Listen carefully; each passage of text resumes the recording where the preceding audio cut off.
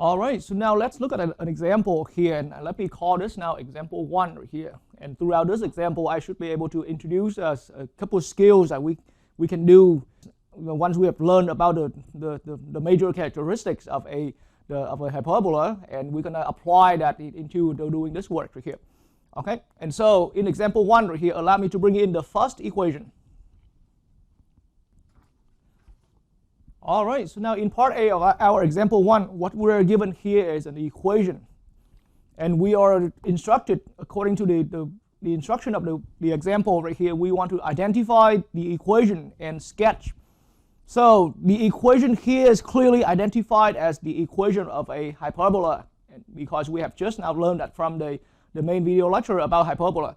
Now, further identify here intends to tell us that we need to further identify the other major characteristics of our hyperbola. Okay, and so in this way right here, allow me to start identifying those. The equation we have right here clearly aligns with form 1 of among the standard forms of a hyperbola that we have learned. And so here in this case, I'm seeing that h equals 3, as we have that perfect square in terms of x being x minus 3. So h equals 3 right from that. Okay. For the k value, now y plus 2, allow me to make some red note right here. Y plus 2, the perfect square that's in terms of y right here is y plus 2, but our equation is on standard written as y minus a k value. So in that case, I'm seeing this plus 2 as y minus a negative 2. And that's how y plus 2 is understood as y minus a negative 2 all squared. So in that case, our k value now is identified to be negative 2. All right. And so now, needless to say, it's easy to understand that 4 in the denominator of the first perfect square term in terms of x right here, that is understood as a 2 square, or the square of some number, so that other number is a 2. Now, let me also get right into the other coefficient. So that 9 right here is understood as the square of 3. And so now, aligning this with our standard equation, the form 1 of a hyperbola, then I recognize that a equals 2 and b equals 3. All right, and that is just now enough of the information about our equation here, about our hyperbola that's given by this equation. Okay, so about the graph right here, we have the center at h comma k, as we have learned, and so h comma k in this case right here, our center is at 3 comma negative 2. Okay, so we have identified the center information. Now the major axis.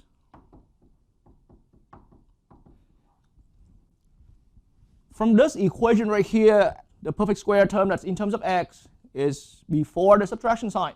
And so in that case right here, I know that my major axis has to align and be parallel with the x-axis, the horizontal x-axis. So that's one key characteristic, parallel to the x-axis. Okay, and now, so namely, more precisely as an equation, it's that line y equals negative 2. All right, and so now the minor axis consequently must be the other axis, in this time in terms parallel to the y-axis right here. Okay, and as an equation, that minor axis must be x equals 3. Okay, so we're slowly going through, one by one going through these major characteristics of our hyperbola. Okay, and the vertices. So the vertices, again, the vertices are those intercepts on the major axis. Okay, those intercepts on the major axis, where the major axis is crossing through the two curves of our hyperbola. And so in that case, the distance from the center out to the vertices is 2. The distance from the center to each of the vertices is 2. Okay, so in that case, now writing it down is taking a lot of time, so let's put it in the picture immediately. Okay, And so now we're right at that point where we're ready to sketch that, because the other information that I have not written down right there, it's easier to put that right on the sketch right here. So, and the intention of this kind of problem is that sketching is a skill so that we can instantly do the graph without pulling out a graphing device. Okay, and so x-axis, y-axis, we now have a point 3, negative 2. Okay, and so right at that point right here, our major axis is this line parallel to the x-axis. That's what we have identified right from and written it down on the other board earlier. Okay, and so the hyperbola is expected to go sideways, horizontally. Okay, the two curves of our hyperbola must be pointing away from each other. That's already some expectation, some picture to keep in mind. Okay, but aside from that, we still gonna, let's just sketch down this line now is our minor axis. Okay, and so from the center, I was, right before I came out over to this side of the board right here, I was talking about the distance from the center to the two vertices, or to each of the vertices right here. So the value A was 2. Okay, that value A right here on the major axis determines how far from the center to each of the vertices. So from here I go 2. So right here we have 1 vertices. Okay, we put it right there. Okay, and then from the major axis right here, from that same center right here, we're going to go 2 spaces to the right hand side, and we drop a line right there on the major axis again, and that's about where we have that other vertex right there. All right, and so now after adjusting my board a little bit, so let's put in the co-vertices. Co-vertices, from what we've learned from the general lecture right here, co-vertices are determined by the value of B right here. Okay, and so co-vertices are physically located on the minor axis and being 3 grid spaces away from the center. Okay, so in that case, on the minor axis, 3 spaces away, so from the center here, and I relocated the label of my center. So this is the center, 3, negative 2. So okay, 1 space up, 2 space up, 3 space up. This is one of the co-vertices, and 1 space down, 2 space down, 3 space down. And of course, we are doing a sketch, so we don't need to expect precision here. Okay, so that is another co-vertex right here. So now these are the setup, the co-vertices. So co-vertices, once again, on the minor axis right here. And so now it's best, in my experience, it's best to sketch down the center box. So that center box is here. Okay. So we have a center box, right? And then the center box, see, from the picture we've seen so many times throughout the video lecture. So the center box is like that, right around the center, and it's passing through all of these vertices and co-vertices. Okay, so now we are ready for getting our hyperbola. Now, before the hyperbola, let's put in the asymptotes. Okay, so asymptotes goes this way, being the diagonals of our diagonal of our center box right here. So these are the 2 asymptotes. And so now the actual picture of our hyperbola. And doing that in color is just my choice here, but it is highly recommended. So now we just try our best to create those 2 curves that's getting closer and closer to our 2 asymptotes, and never cross. Okay. All right, but the picture now is the picture of our particular hyperbola. It meets all of the requirements like that.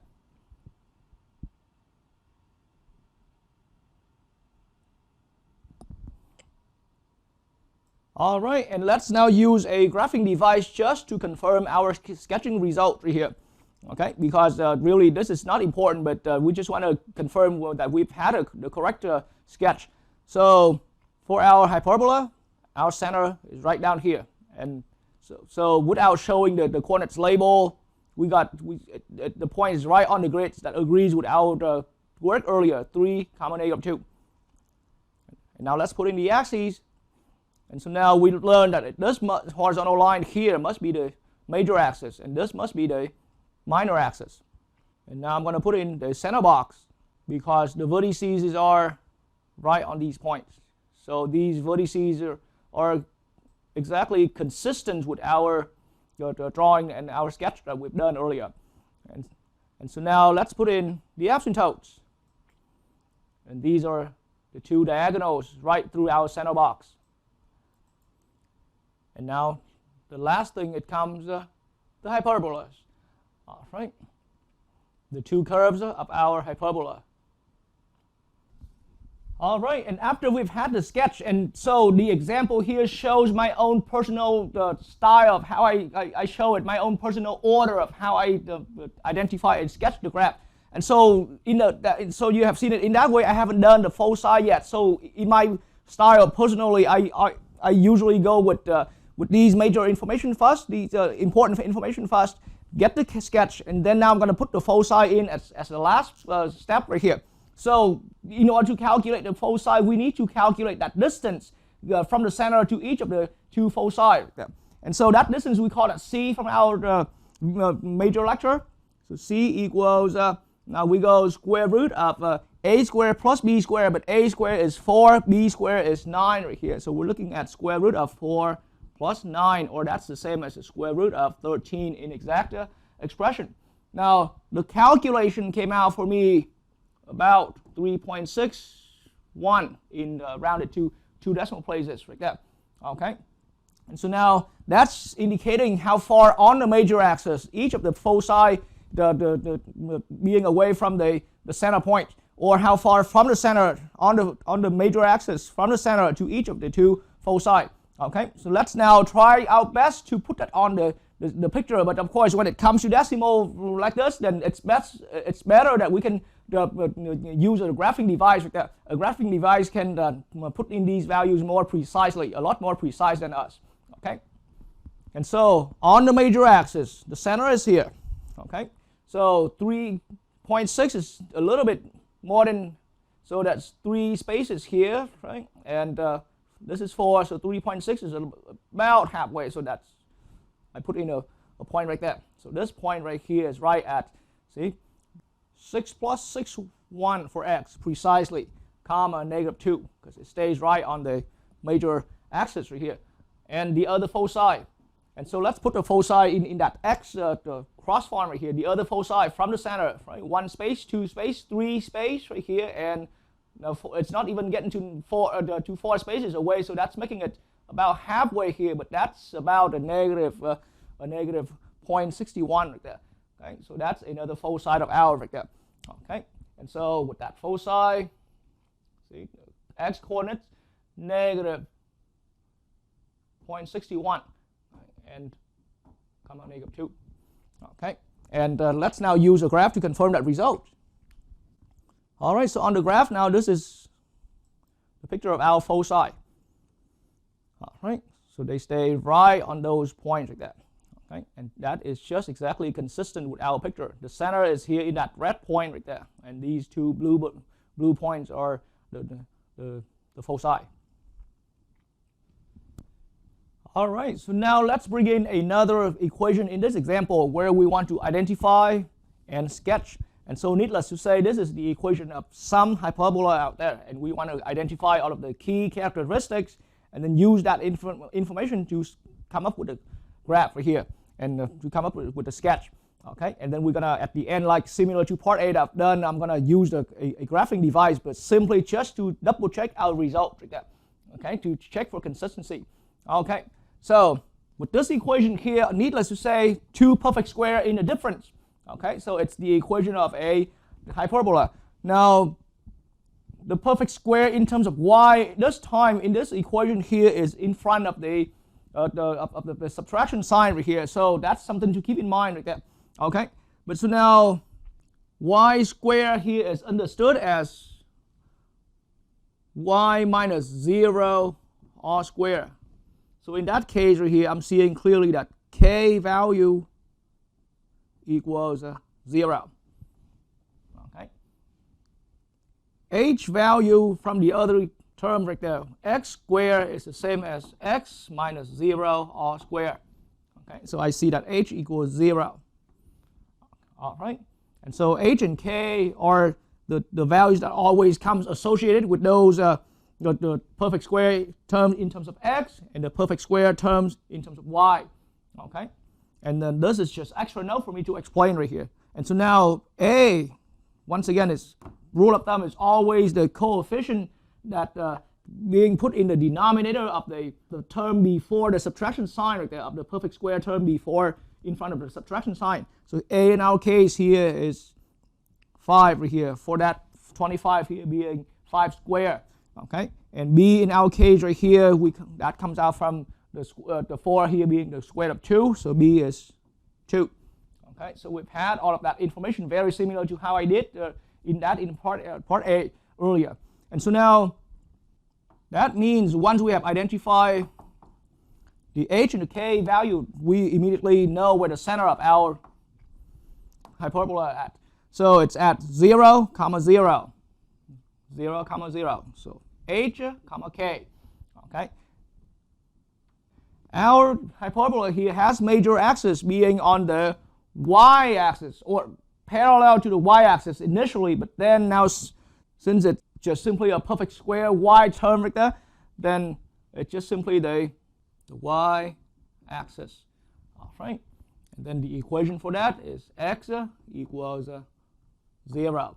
And then the reason I said that so quickly is simply because, as I mentioned that briefly earlier, it's fundamentally it's some line parallel to the y-axis, but now since the center is right at 0, 0 right here, so that major axis has to be the y-axis itself. Okay. Minor axis, the center is right at the origin, and the minor axis is supposed to be parallel with the x-axis. So now the minor axis in this particular hyperbola has to be precisely the x-axis. Okay, or the line y equals 0. That's the minor axis.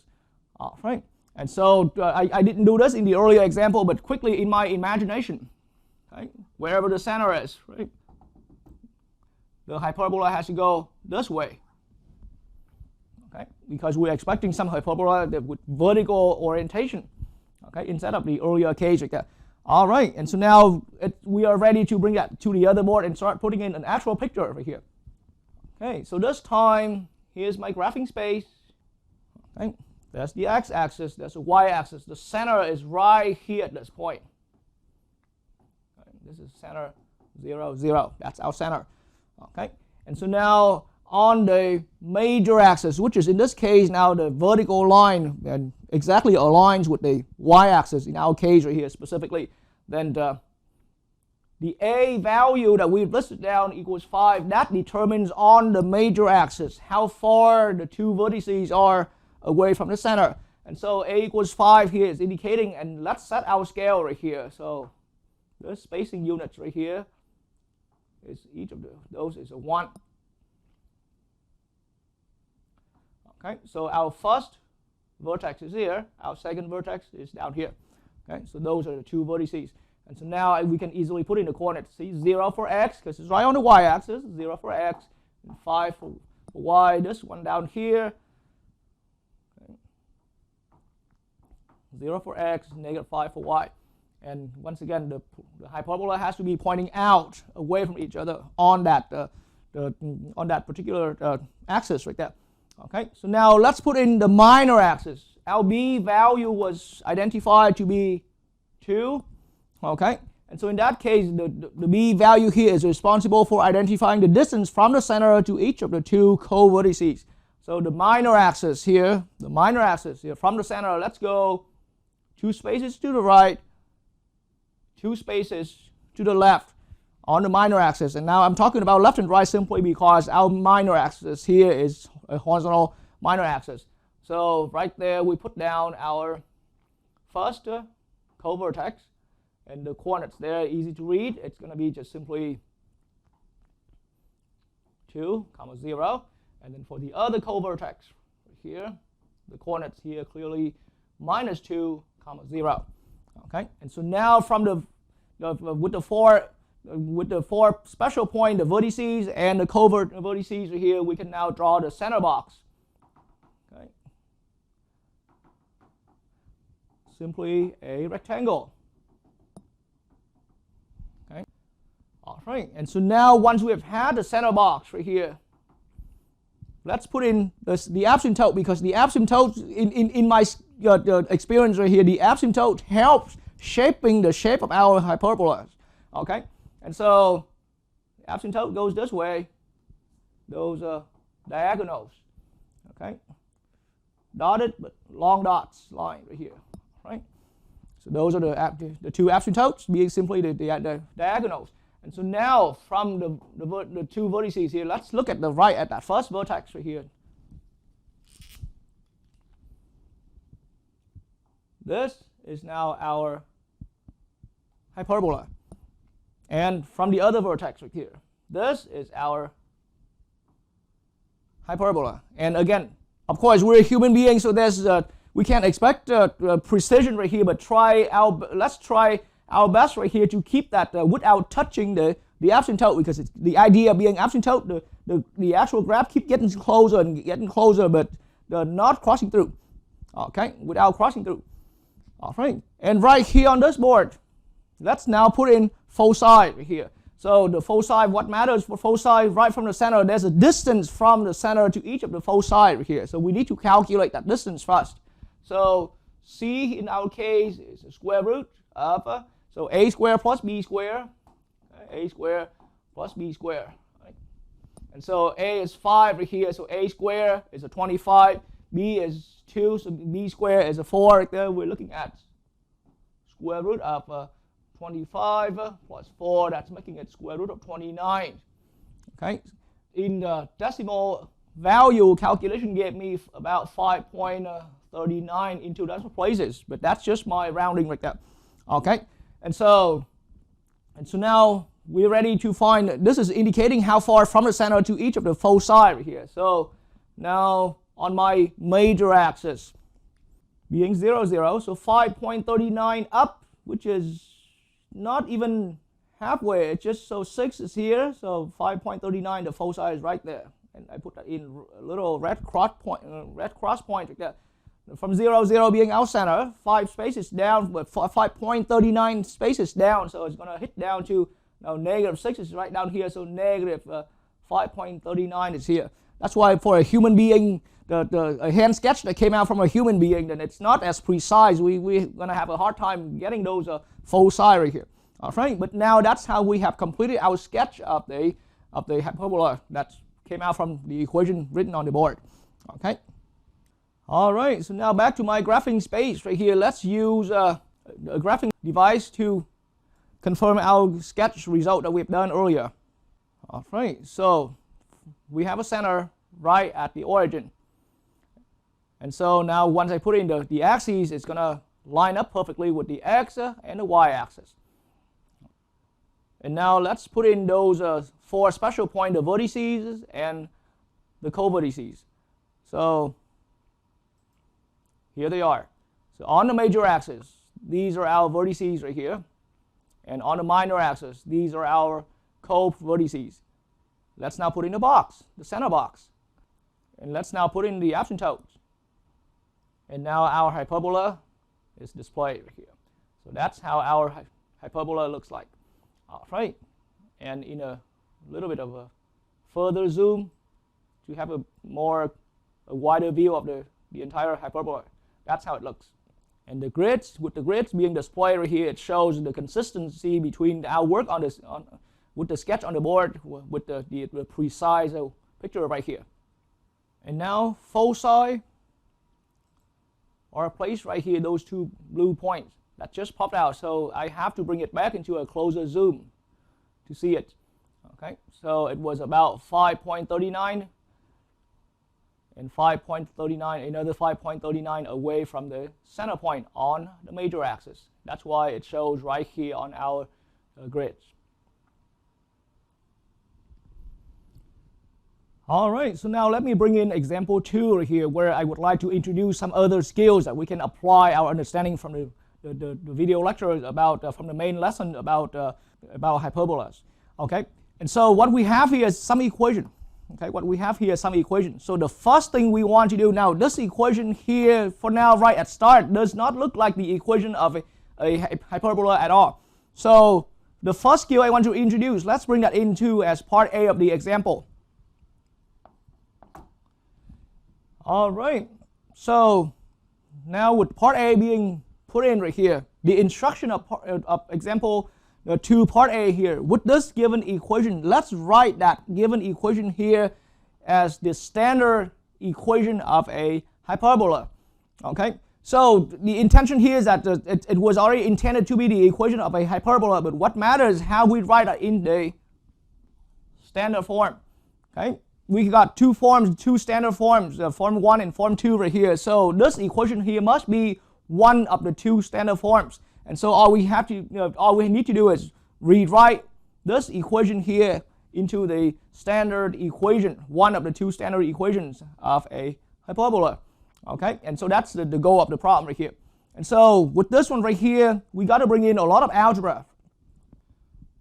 All right, so with my equation here written again on the board, the observation is telling me that we got two perfect square terms. And there's a y term, a linear y term, and another linear y term, and a constant term. Okay, and so for this work, we need to bring in our skill in terms of completing the squares. We have two perfect squares here. That's what rings a bell about completing the squares, and the two perfect square with two individually separated y terms and x term.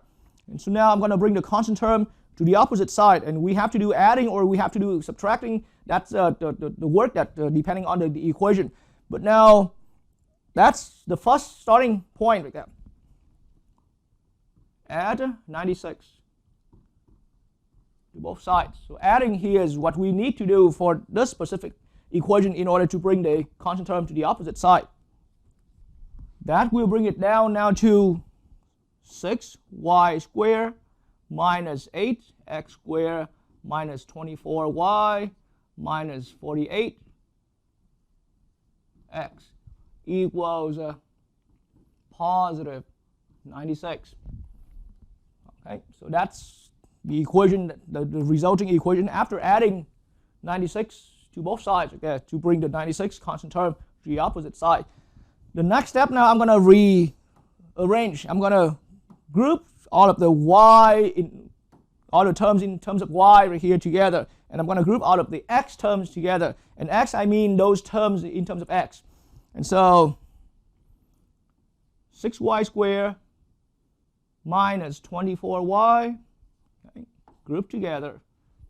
And then now I'm going to group the two x involved terms right here, but they're both having negative signs, or at least the square here is a negative sign right here. So I'm going to factor out the negative signs and making that in parentheses right here, 8x squared but plus 48x.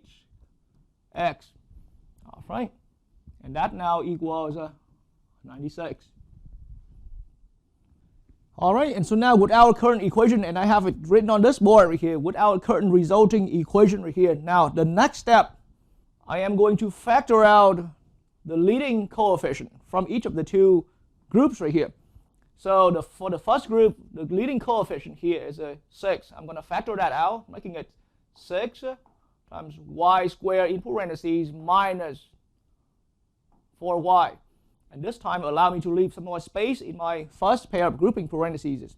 But mainly what I just did, I simply factored out the leading coefficient, and that resulted in y squared minus 4y in parentheses. Then with minus. Now for the next group, again, I am going to factor out the leading coefficient. So 8 is factored out, and we have now x squared plus 6x. And then allow me again to write that big space here in the parentheses for a reason. And all of that there equals 96. Okay, so now in order to complete the squares here for each one of these, now what I've done earlier is after factoring out the leading coefficient, I noticed that the y squared minus 4y is close to being a perfect square. And so to complete the square for this y group right here, I am going to need to add a 4. Okay, but adding a 4, I added a 4 inside of the parentheses here means I have to add now 6 times 4 is a 24. And I added a 4 inside parentheses, but keep in mind every term in the parentheses here must be multiplied with 6. And so adding a 4 inside the parentheses means I'm going to add 24 to the right hand side, because really 6 times 4 is a 24 to the right hand side. Okay, and now similarly I'm going to do the following. I'm going to this x squared plus 6x inside of the big grouping parentheses is here. It's almost a perfect square. So I'm now going to add a 9. Adding a 9 inside parentheses, but keep in mind again, every term in this pair of parentheses must be multiplied by minus 8. Okay, so adding a 9 inside the parentheses here means I'm gonna add a negative. Now 8 times 9 is 72, but with a negative, so I'm going to add. So that now means the same thing as I'm bringing in a negative 72. Okay, to the right hand side. All right, and so now at this point right here, in our next equation, in our next resulting equation, here's how I'm looking at it. The left hand side, this first grouping parentheses here gives me, in parentheses, y minus 2 all squared, but with that coefficient 6. Okay, the second grouping right here, we got minus 8 in parentheses. That is now recognized as x plus 3 all squared. Okay, equals, and the right hand side now is simply just a matter of combining these constant terms together. So 96 plus 24 minus 72, all of that here comes out 48. All right, so we're getting closer and closer now. Our equation at this point has displayed explicitly the two perfect square. There's a perfect square in terms of y, there's a perfect square in terms of x. But now we have a coefficient in front. So the last thing to do, I am going to divide both sides by 48, because we want the equation to equal, we want our equation, the standard equation of a hyperbola, to always equal 1 on the right hand side. So I'm going to purposely divide both sides by 48.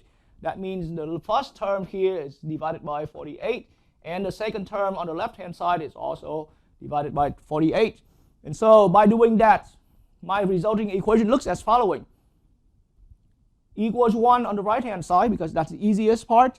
Now for the first perfect square term right here, for the first perfect square, which is in terms of y right here, now the 6 here is reduced with 48 in our fraction, making it now y minus 2 all square over 8. Y minus 2 all square over 8. Okay, now the next one here, minus the 8 cancel with the 48 right here, making it x plus 3 all square over 6. All right, and so now this equation we have arrived at here is perfectly aligned with one of the two standard forms of our of a hyperbola over here. So now we have arrived at a standard equation, or one among the two standard equations of a hyperbola.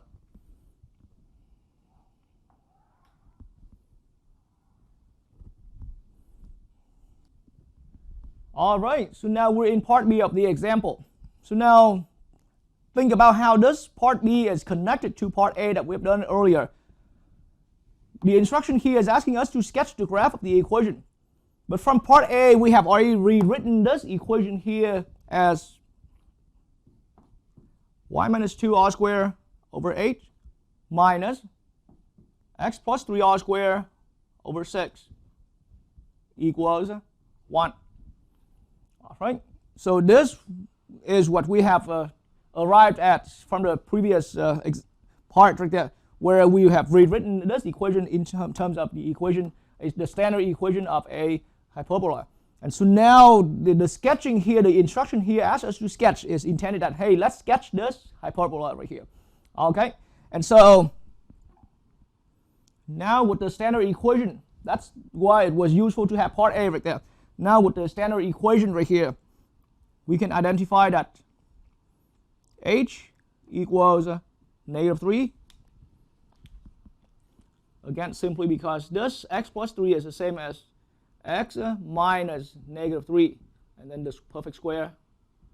Okay, and so now that's how I set h equals -3. Now k equals positive 2, because from right here. And now a value.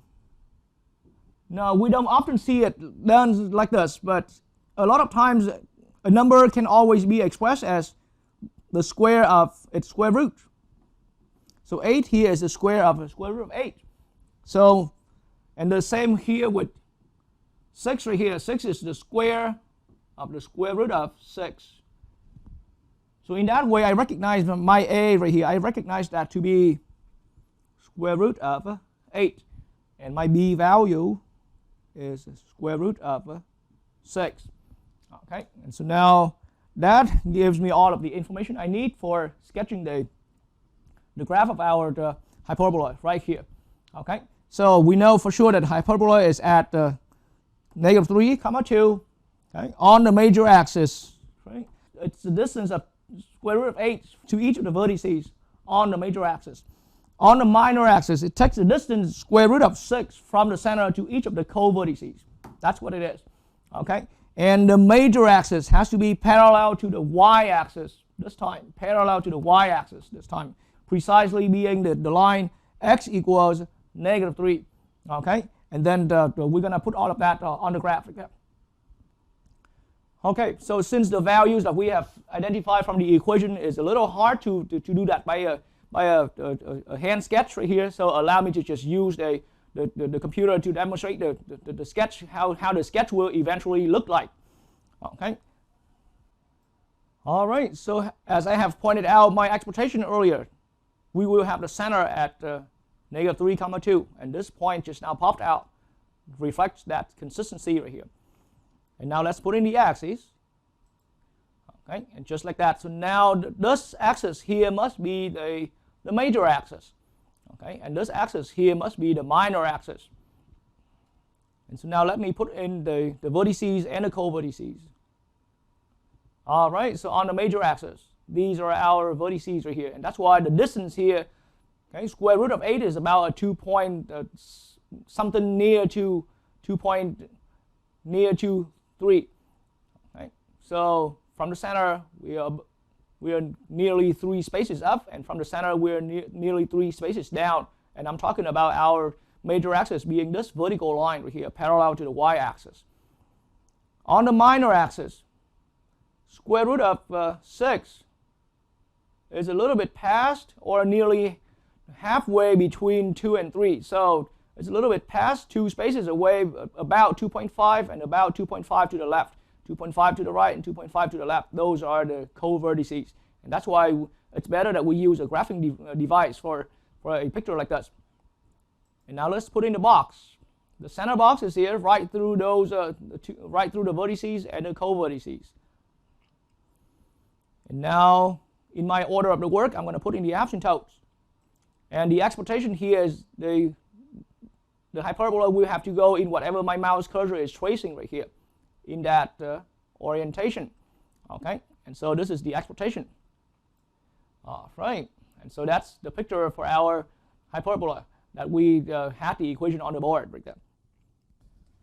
And so now, after seeing the picture of the sketch right there, well, foci, we need that distance. We need to figure out the distance from the center to each of the foci right here on the major axis. So here we go, square root of the square a squared plus b squared, but a squared in our case is already 8, and b squared is 6. So 8 plus 6, that goes square root of 14. Okay. All right, so back to our sketch of the hyperbola. Foci are found right on the major axis. Okay, and so now I didn't show this on the board, but square root of 14 was approximately, in 2 decimal places, was about 3.74, approximately 3.74. Okay, so that's why now from the center to the first focus right here, from the center, it does look about a space of 3.74. And the same way right here, with the grids being displayed from the center over here, it looks like the other focus is right at about 3.74 spaces down from the center point on that vertical major axis.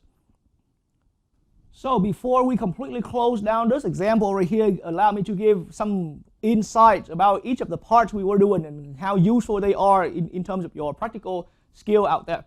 Okay, so now part A, you saw the instruction earlier. Part A was asking you to write that in standard equation. So write it in standard equation.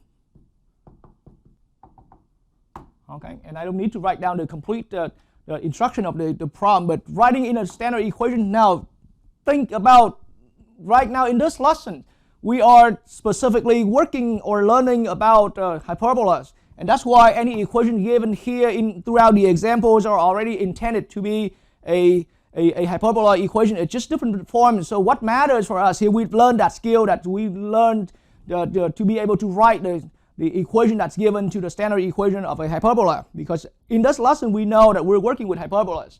Okay, but think about if this problem here is simply randomly given to you in a outside of the lesson right here, when you're working with problems in general and your mind is not clear, because at that point out there are so many different ways.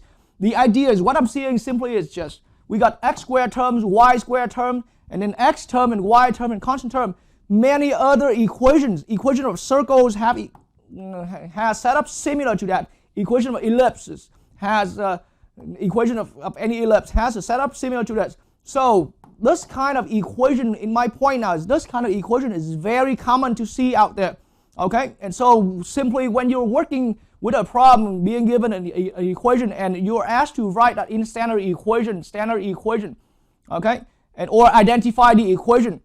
Okay, but then the equation here, at that point, you have no direction of which way, whether you're going to write it as an equation of a hyperbola or equation of an ellipse or equation of a circle. Then how do we know which way we can identify that as a hyperbola or how we can identify that as an ellipse? And so now specifically, if you plan, the clue is right here. If you plan to rewrite this as the equation of a hyperbola, the clue is right here. Right among the two square terms, it's a difference. So one of the two square terms has to be a negative sign. Okay, that's how I can recognize immediately, even before I spend my effort to writing that into the equation of a hyperbola. Otherwise, because like I said earlier, an equation given with perfect square term, and linear term, and constant term, a lot of equations is going to look like that. So it's hard to have a clear direction. But now with that little clue I just pinpoint right here, anytime your equation in this similar setup, square term, linear term with a constant, but one of the square terms has a negative coefficient. That is the equation that brings a perfect sign about your equation has to be the equation of a hyperbola. Okay, and then in that way you go ahead and spend your time and your effort writing the equation into the standard equation. Okay, and so now what about part B? What's the insight? Mainly as a goal right here. A lot of times think about you have a problem, people just, hey, here you go, here's your equation. Sketch the graph. In the example 2 we've done earlier, it was intended specifically for, hey, let's sketch the graph of a hyperbola, because think about it, someone already told you that it should be a hyperbola. So you have some expectation, but now think about in a more the general situation out there. Right? People just simply give you an equation and you are asked to sketch. Okay? But in that case, I just now pointed out, and the worst thing is, in that case out there, when you're asked to sketch, you were not even specifically asked. To rewrite the equation. Hey, here you go. That's your equation. Sketch that. So it's the matters now is that we got to know how to apply our skill in terms of rewriting that. So rewriting that into the appropriate equation form. So again, back to that beginning point, the equation could be equation of an ellipse. It could be the equation of a circle, and it could be the equation of so many other things out there.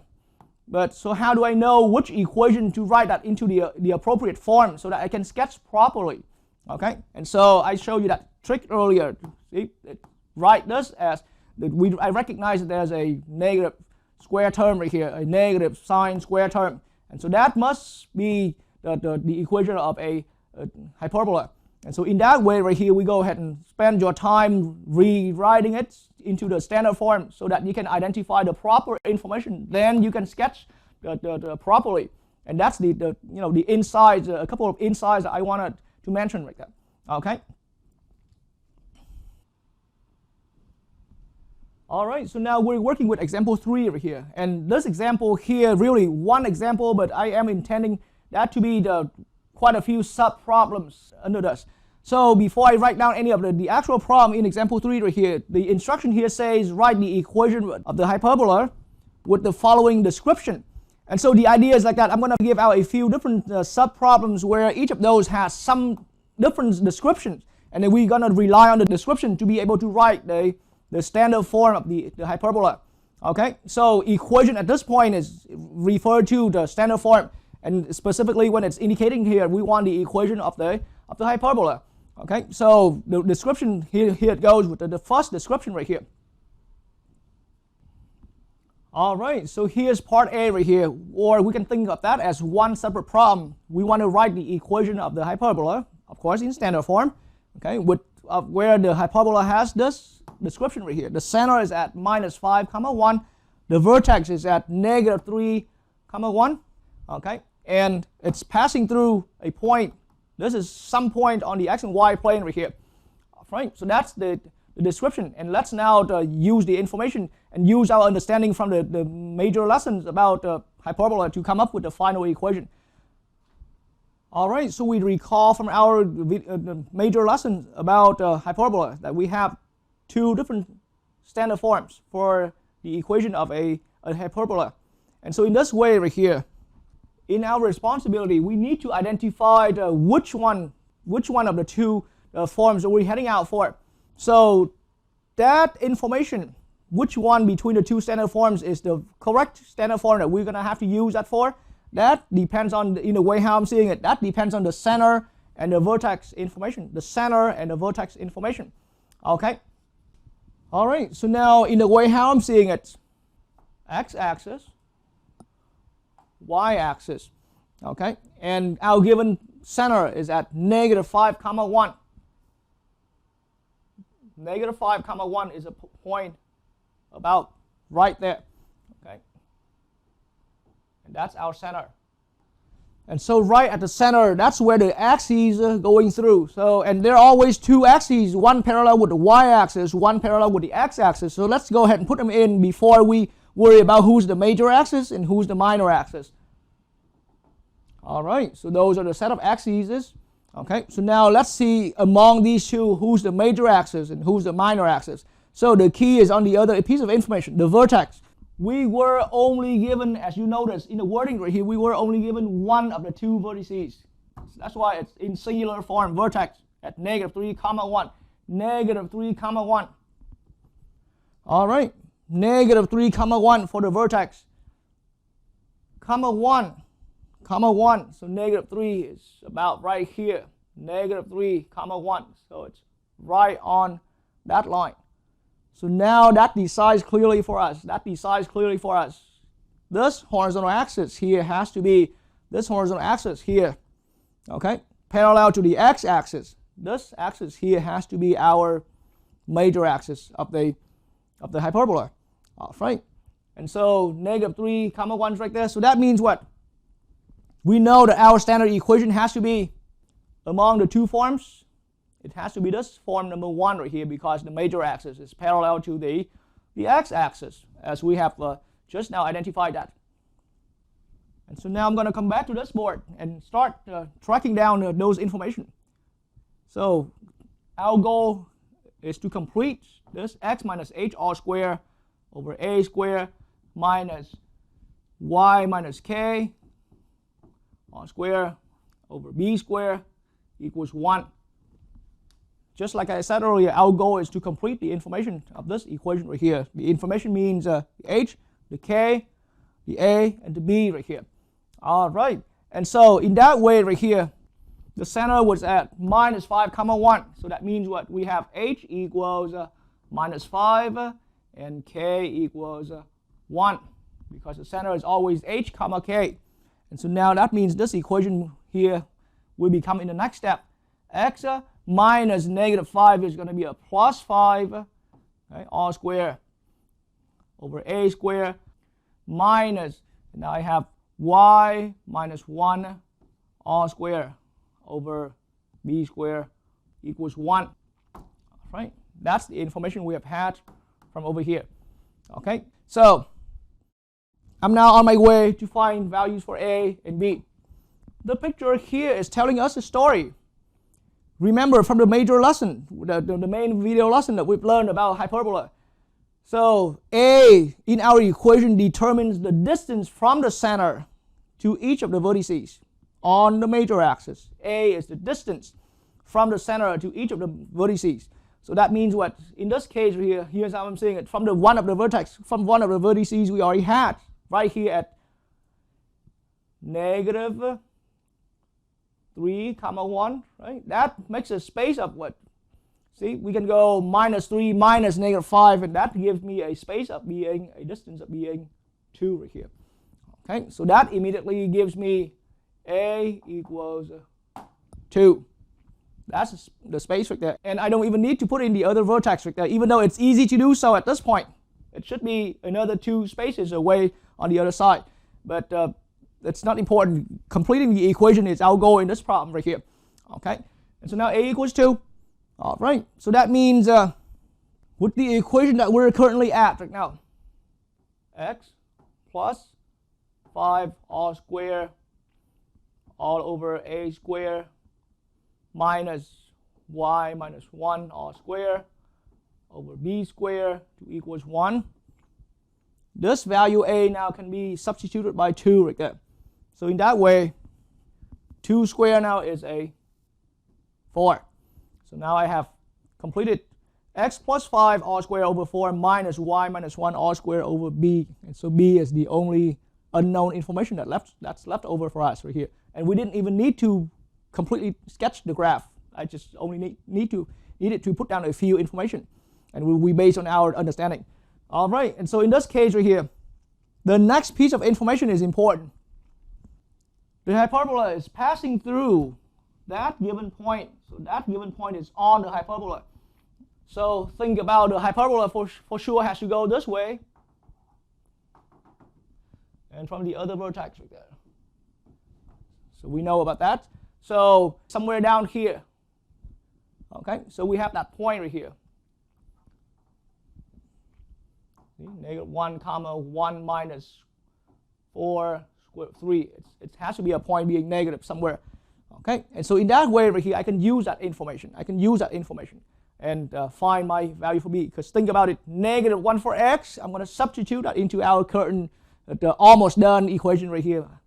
And then 1 minus 4 square root of x is substituted in here. All right, so now here's how the equation becomes after substituting that point. Because see, the point on the graph itself, or the graph passing through that point, means that x and y value has to be perfectly substituted into the equation and makes equality maintained right there. All right, so that's some brief information. So now negative 1 for x, the equation here becomes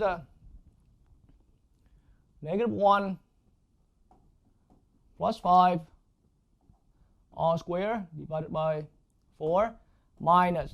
Now that lengthy expression right here is substituted in for y, 1 minus 4 square root of 3. So we're looking at 1 minus 4 square root of 3 substituted in for y, but subtract 1, and then that difference there is going to be square, and that's over B square and equals 1. And so these are all values that we can eventually calculate it, and B is the only unknown in our equation. And so that equation quickly becomes the following. That perfect square term now becomes 16 over 4 minus this other perfect square term right here. Yes, 1 cancel with 1, minus 4 square root of 3 all after square is making it a 48 over b squared minus 1. Okay, and so how I arrive at these values, it's just a matter of calculating those. So minus 1 plus 5 is 4, all squared is 60. Okay, and then all of that here, that's 1 cancel with 1, right? And minus 4 square root 3 all squared gives me a 48. And so that's what I ended up with. And so now the equation keep getting simpler and simpler. And so now we're going to go ahead and solve this equation for b right here. Okay, and then I can quickly rearrange this equation. So in this narrow space right here, 4 minus 48 over b squared equals 1. Okay, and then I can subtract that 4 to the other side, making it minus 48 over b squared equals negative 3. And then from here we can easily rearrange that as b squared equals a positive 144. All right, and so now we can easily solve for b equals positive and plus and minus 12. But in our case right here, b being the value determining the distance from the center to each of the co-vertices on the minor axis. So b is always, in the standard equation of hyperbola, always positive. So we only take the positive 12. So in that way, now we can complete our equation. X plus 5 all squared over 4 minus y minus 1 all squared over 144. Okay, and equals 1. And this is our final equation that we have found. All right. All right, so now let's do another similar problem right here. Along that way, we want to come up with the equation of the hyperbola. We want to write the equation of the hyperbola with this description right here. In part B, we have a center given negative 2, 3. We have a vertex at negative 2, 1. And this time we have a focus. In this problem here, we have a focus at minus 2, 3 minus negative square root 13. Okay, and so these are the information we have regarding our hyperbola, and we want to use this equation to write down the equation. Okay, and so any of the hyperbola equations is must be one of the two forms here. So we must be able to identify which one among the two forms here is the correct one to complete first. All right, so in that way, on my left board right here, this is my x and y axis. Center is at minus 2, 3. So center is right here, because that was h equals negative 2 and k equals 3 from the given information about center. And so that point is our center. And so we must have the two axes going right through the center. All right. From these two axes is here that we have drawn right here, we must decide and which one among the two axes here being the major axis. And from that point, we should be able to identify which one is the correct equation that we're finding. Okay, which one is the proper equation among the two standard equations that we're finding. So these are the two axes. Right now, the vertex is at, we have a vertex at minus 2, 1. So this vertex here, place that point right on minus 2, 1. So right on here. This is one of the vertex. Okay, minus 2, 1. And this point right here was our center, minus 2, 3. Okay, so now that decides our equation here has to be the equation y minus k all squared over a squared minus x minus h all squared over b squared equals 1.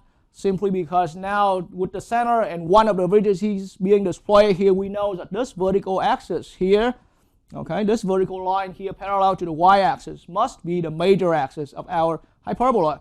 Okay, and then so right from there, it's with this point here as being negative 2 comma 1, and with that same point, the center point being at negative 2 comma 3, the distance between these is gives me a, that's going to be just simply 2, and we can easily do a quick subtraction to find that out. Okay, so now this equation here, we can immediately write it down with most of it completed. So y minus 3 all square, okay, as in y minus k all square over a is 2 that we have found out. Okay, so now it's 2 square, making it 4, minus, so now we have x minus negative 2, x minus negative 2, but that means it's a plus now, so it's x plus 2 all square over b square, okay, and equals 1. So all of a sudden we realize once again our equation is almost done. So see, even before I use a third piece of information, just simply the center and one of the vertices is already enough to give us most of the equation completed. Most of the equation completed to the point that only one unknown left to be found out. Okay, and that's where we need to bring in the other piece of information right there. But now, by the way, in this case right here, the third piece of information is giving us a focus. We got a focus, right, located at this given point right here. Foci, in our learning from the main video lesson right here, the foci are right on the major axis and being at some distance c, away from the center. Okay, and so with the focus, one of the focus being at negative 2 comma 3 minus square root of 13 right here. Okay, that point, now negative 2 is the x value, so it has to be, yes, it's going to be on that line. Now 3 minus square root of 13, 3 minus square root of 13 is about, square root of 13 approximately is about a 3.6 something. Okay, and so 3 minus square root of 13 is a point that's a little bit negative down here, not even 1, not even negative 1. So we got a focus. Okay, we got a focus. So that distance here, we can easily do a quick little math right here. So this point right here is at 3, but I'll go 3 to find that distance. 3 subtract 3 minus square root of 13. Okay, because that's how I'm finding that distance. Okay, and so that now should give me, okay, positive 13, which is a 3.61 approximately. Okay, so that's the spacing, or that's the c value. This is our c value right here, square root of 13. For best, let's keep that in exact expression. Okay, so c value equals square root of 13. That has been c the whole time. Okay, and so we've learned from the main video lesson that c equals to generally square root of a squared plus b squared. That algebraically means c squared equals a squared plus b squared. Okay, and so now we can, with the equation almost completed, we have found a to be 2 and c to be square root 13. I wrote it down on the other board right there. So now substituting these values into this current equation here, I'm looking at a square of square 13, making it a 13 equals a 4 plus a b squared. Okay, 4 plus b squared. And so in that case right here, easily we can solve for b. Okay, by subtracting 4 from both sides, so b squared equals 9, and that leads to b equals plus and minus 3. And again, 3 here, the value for b determines how far on the minor axis, whoever that axis is, the minor axis, how far on the minor axis from the center to each of the co-vertices, So in that case, we cannot take, we only take positive, and we cannot take negative number right here. Right? So in that case, b value, okay, is concluded as positive 3. All right. So now our equation here is finally completed. So here I'm looking at y minus 3 all square over 4. That's from the other board, minus x plus 2 all square that we already wrote down on the other board over b squared, but b squared now is 3. So we got 9 right here, and all of that equals 1. And this is how we have found our equation of whichever hyperbola that has this information. All right. All right. And so now let's look at part C of our example 3 here, right here. But once again, let's see that as simply just another problem right here. What we have here is we know that we have a hyperbola. It has these information, and we want to write the equation based on these information. Okay. Now with the center information, we can see that h equals -3 and k equals -5, because the center of the hyperbola was at -3 comma -5. Now we have a vertex at -3 comma 0.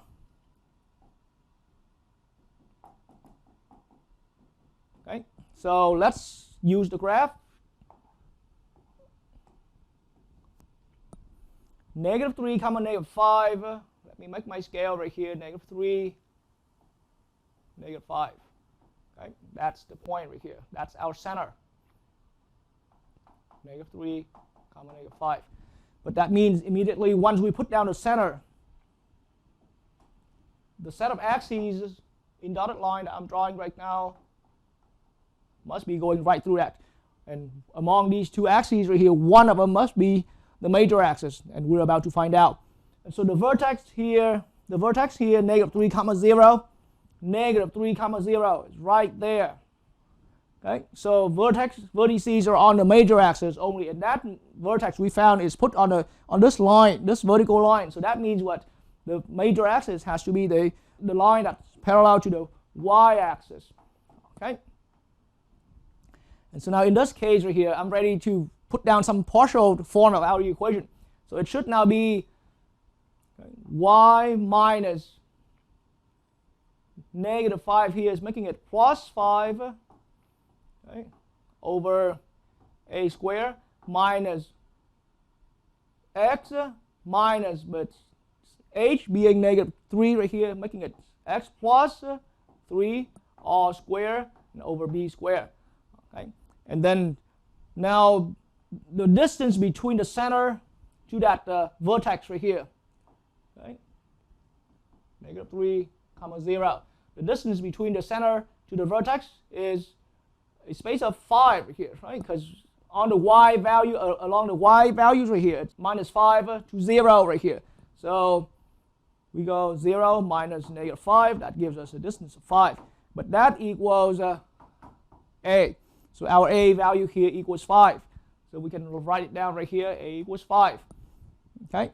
That means the equation in the next step can easily become y plus 5 all square over 25 minus x plus 3 all square over b square. All of that equals 1. And so now clearly we know that we're in form 2 of the equation, of the standard equation of a hyperbola. But now in this equation here, we only have one unknown remains right here. Okay? One unknown remains before we have that equation completely written down. All right. And so now in this problem here, we are given an asymptote. Okay, an asymptote that's going through, an asymptote that has this equation here, 6y equals 5x minus 15 here. Okay, and so you have to understand the asymptote always goes, any asymptote goes through the center, and being the diagonals. Okay, those two asymptotes must be the diagonals of our center box. So we didn't draw the center box here, but with the equation of the asymptote, 6y equals 5x minus 15. Okay, I can easily divide both sides by, because there's a 6 right here, I divide both sides by 6. Right? Our equation is reduced to y equals now 6x minus 15/6, which is 5/2. Okay, so whichever information here is not important, the slope of our equation here is important, and there are many ways of interpreting this, but In the major video lesson, I introduced that when our equation here is in standard form 2, right here, in standard form 2, okay, then we were having the equation of any asymptote would have to be either minus a over b times x minus h plus k, or the other form. I mean, for the other asymptote, y equals positive a over b times x minus h plus k. That's the general equation of the two asymptotes when our equation here is in standard form number 2. But see, this is a right here. That's a we already had. Okay, a we already had. So b here will come out quite easily for us. And needless to say, this equation here is the points, is the the slope intercept form that came out from this particular equation right here. So the slope 5, 6 here. So now the slope 5, 6, a over b has to equals 5, 6, and we already knew a being 5, so that means we have 5 over b equals 5, 6. Okay, so in that case we can easily solve that b equals 6 after solving for it. All right, and so now we have found the value for b, and so in that case right here, the equation y plus 5 all square over 25 minus x plus 3 all square over, now b square, we have just now found to be 6, so it's going to be 36 minus 1, and that is how we have completed our equation of this hyperbola right here. All right.